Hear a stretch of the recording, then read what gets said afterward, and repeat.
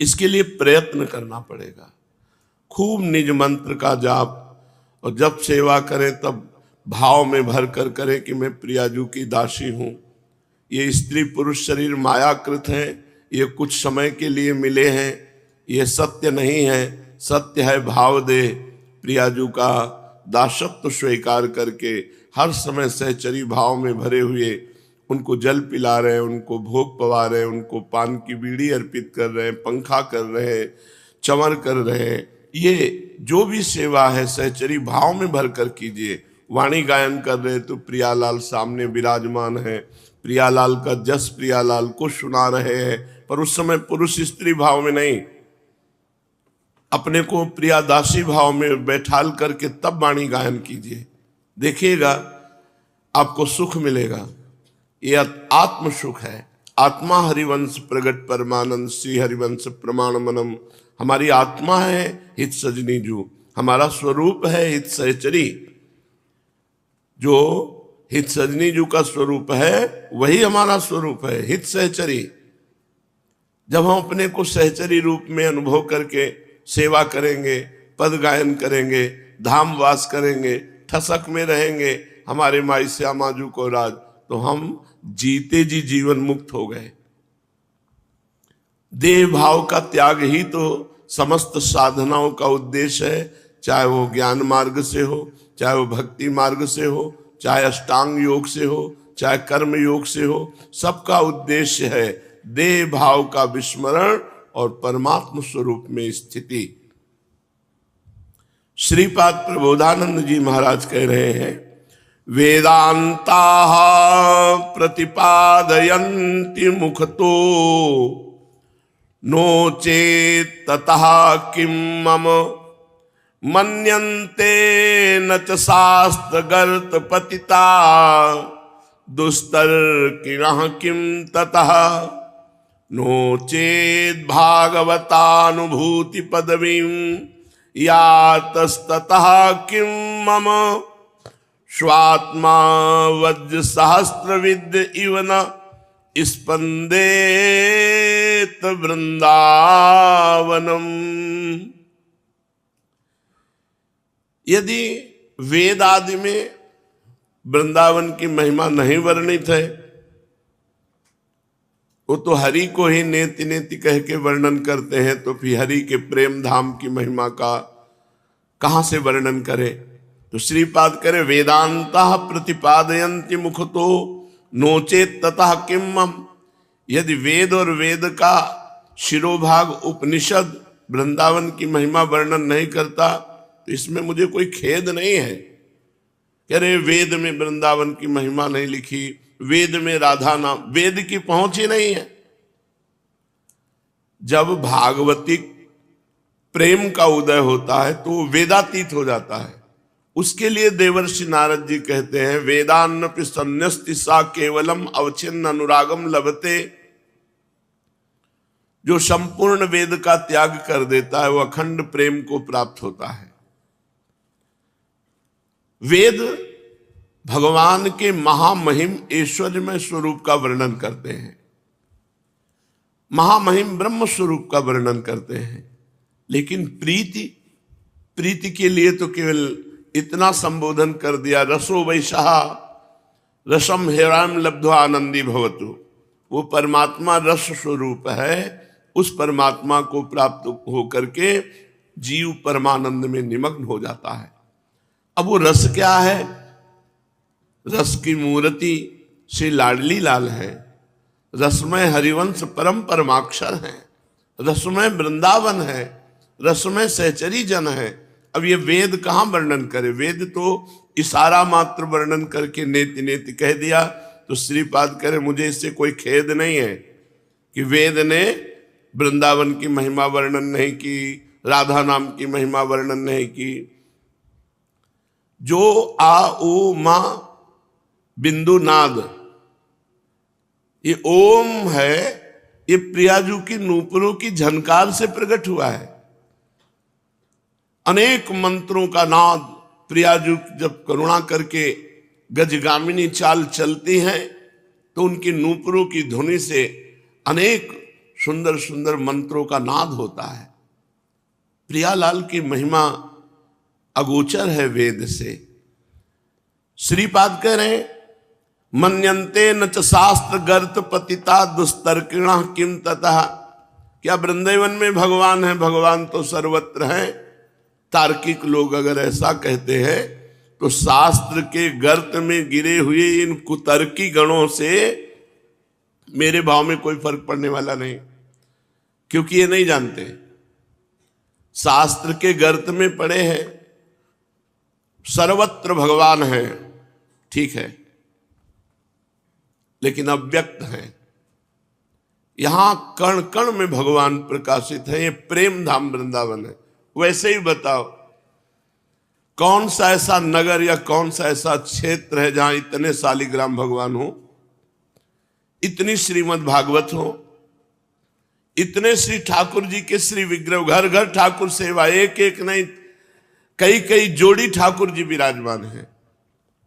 और फिर साक्षात स्वयं प्रकाशित बिहारी जू, राधा रमण जू, राधा रमण लाल जू, राधा वल्लभ लाल जू, कैसे समानता कैसे हो सकती है? रजरानी की महिमा कहां त्रिभुवन में प्रकाशित है?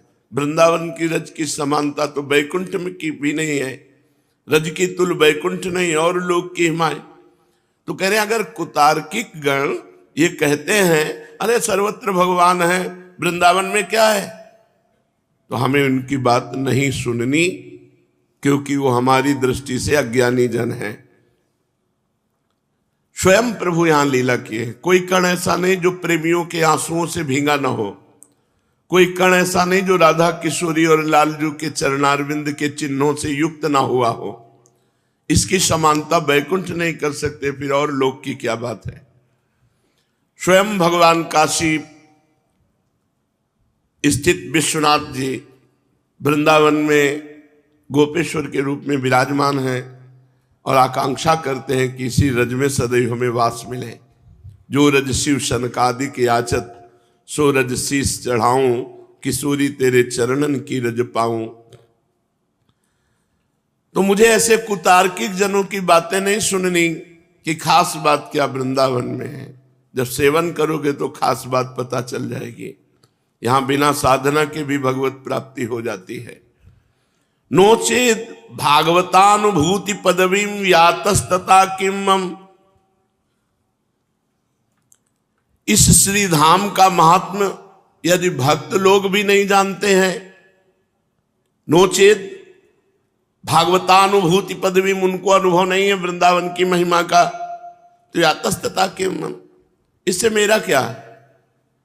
वो नहीं जानते हैं धाम की महिमा को, तो मेरा उससे कुछ बिगड़ता नहीं, मेरे भाव में कोई अंतर नहीं पड़ेगा। मैं तो स्वात्मा वज्र शास्त्र विद्य इवना स्पंदेत वृंदावना। यदि मेरे शरीर को हजारों वज्रों से काटा जाए तो भी मैं वृंदावन नहीं छोड़ूंगा। ये दुर्गति है जीव की, जो धाम आश्रित होकर सोचता है कि हमारा काम कैसे चलेगा, यदि बाहर नहीं जाएंगे तो हमारा काम नहीं चलेगा, रुपया पैसा खान पान बास व्यवस्था। तो तुमने धाम को समझा ही क्या है? धाम की समानता करोड़ों कल्पतर नहीं कर सकते। यदि आप धन की ही आकांक्षा करोगे तो मारा घूमेगा धन, भोग की आकांक्षा करोगे तो भीड़ लग जाएगी भोगों की। अभी आपने धाम को रिझाया नहीं है, धाम को अभी अपने हृदय में स्वामी नहीं माना, इसलिए आपको भटकना पड़ सकता है। और यहाँ की महिमा है, यदि आप ऐसा सोचेंगे कि बिना बाहर जाए काम नहीं बनेगा, तो आपको बाहर जाना ही पड़ेगा, तभी आपका काम बनेगा। अगर आपने सोच लिया कि मर जाऊंगा बाहर नहीं जाऊंगा, तो सारे काम घर बैठे बन जाएंगे। अपने घर बैठे बनते हैं काम। कमी क्या है? कमी है केवल हमारे भाव की। धाम में कोई कमी नहीं है, धाम में कोई कमी नहीं है। जिसको लगता है ना कि ऐसे करने से चलेगा, जिंदगी भर ऐसे करते करते मर जाओगे, कुछ नहीं होने वाला। जिसको ये लगता है ना मैं अपने दिमाग से लाता हूं कमा के, तो उतना ही लाओगे जितना छोटा दिमाग है। और ऐसे भरोसे में बैठे होला, जो देने वाला है ये उसका कार्य है, वो अपने आप देखेगा। तो कह रहे शरीर को काट डाला जाए तो भी नहीं जाएंगे वृंदावन। धाम में शरीर को, इसको सजाने, इसको पालने, इसको पोषण करने से ही तो हमारी दुर्गति हुई है। हमको उचित आहार दे देना है इसको, और इस दुष्ट से खूब भजन कराना है, खूब सेवा करानी, और अब ब्रह्मचर्य से रहना है, संयम से रहना है। क्या सुख है संसार में? आप हमें बताओ कौन सा सुख है? रुपया, पैसा, घर, मकान, काम भोग सुख। पूरे दिमागों को तौल के देखो, और काम भोग का सुख है कहां? मलमूत्र के द्वारों में। वो द्वार कैसे? जिनको छू लेने के बाद कई बार रज लगाकर, हाथ धोकर तब पवित्र माना जाता है। बुद्धि भ्रष्ट है।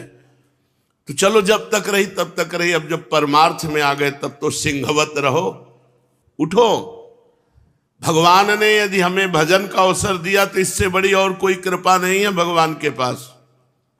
ये रुपया, पैसा, दुल्हन, नाना प्रकार की भोग सामग्री कृपा नहीं है, पापियों के पास भी है। सुत दारा धन लक्ष्मी पापी के घर होए, संत समागम हरि कथा तुलसी दुर्लभ दोए।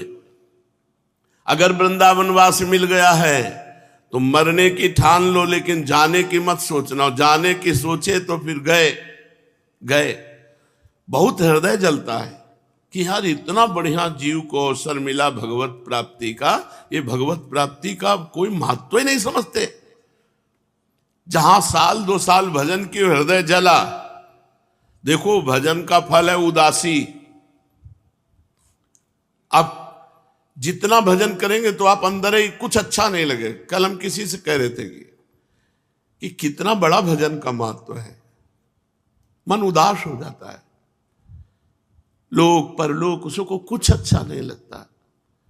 गाड़ी में बैठ के चलना ऐसा लगता है जैसे जेल की सजा दी जा रही है। आप क्या समझते हो? हमारा सौभाग्य है, हमारा सौभाग्य नंगे पैर वृंदावन में चलना, हमारा सौभाग्य मांग के खाना, हमारा सौभाग्य पटे पुराने कपड़े पहनकर भगवान के लिए रोना, हमारा सौभाग्य हम किसी का मुंह न देखे, कोई हमारा मुंह न देखे, हम केवल प्रिया प्रीतम को देखे, वो हमें देखे, ये हमारा सौभाग्य।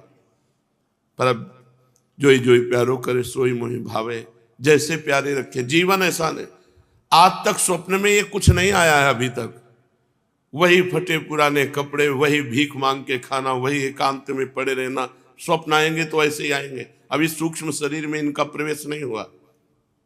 ये कोई सौभाग्य है? हम आपसे सच्ची कहते हैं, भगवान से कभी मत मांगना कि यश हो, कभी मत मांगना। यही मांगना कि प्रभु मुझे संसार में कोई जान न पावे, छुप करके आपका भजन करके मर जाऊं, कोई ये भी न जान पावे कि आपका ये भगत था। ऐसी बात मांगना, हम ये अनुभव की बात कहते हैं। कुछ नहीं, सब नौटंकी माया की है। कंचन कामिनी कीर्ति 3 खाइयां हैं, इन्हीं में गिराकर भगवान से विमुख कर देती है माया। तो कह रहे चाहे शरीर को काट दिया जाए, किसी से संबंध न रखो। बहुत विचित्र माया है, बहुत सावधान रहो। कभी भी घसीट कर कहीं भी गिरा सकती, इसलिए हरिश शरणम हरिश शरणम हरिश शरणम। भगवान मैं आपकी शरण में हूं, आप ही बचाओ, आप ही करुणा करो। स्वात्मा वज्र सहस्त्र विद्य इवना स्पंदेत वृंदावनात्। मेरा शरीर हजारों वज्र से भी काटा जाए तो मैं वृंदावन नहीं छोड़ूंगा। श्री वृंदावन महामहिम, बस इतना तुम नियम ले लो, आप पार हो गए। भजन बने तो ठीक, ना बने तो एक भजन बन रहा है। 4 द्वार है, नाम रूप लीला धाम। धाम में तुम्हारा शरीर पड़ा हुआ है, और इसी रज में शरीर छूटेगा तो निश्चित भगवत प्राप्ति हो जाएगी।